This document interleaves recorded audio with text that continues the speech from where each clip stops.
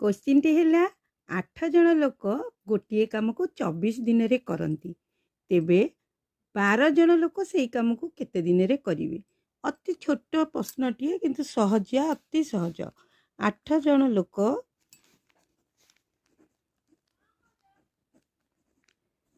8 जन लोक गोटे काम को केते दिन रे करंती केते दिन रे करंती काम को करंती 24 दिन रे। जड़े लोक हेले जड़े लोक से कामटा अधिका दिन रे करिवो ना नहीं कौन हम ना गुणा हम 24 गुणन 8 समान 192 दिन रे। ताले 12 जन लोक केते दिन रे काम करिवे 12 जन एमती लिखिदबा इन लोक गोटे काम को करिवे समान 192 दिन हरण 12 जन हरिदेले आमर जना पड़िबो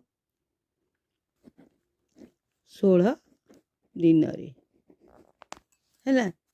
ताहले आमर उत्तर केते जो हैला ताले 12 जन लोक आमर गोटे काम को 16 दिन रे करिवे।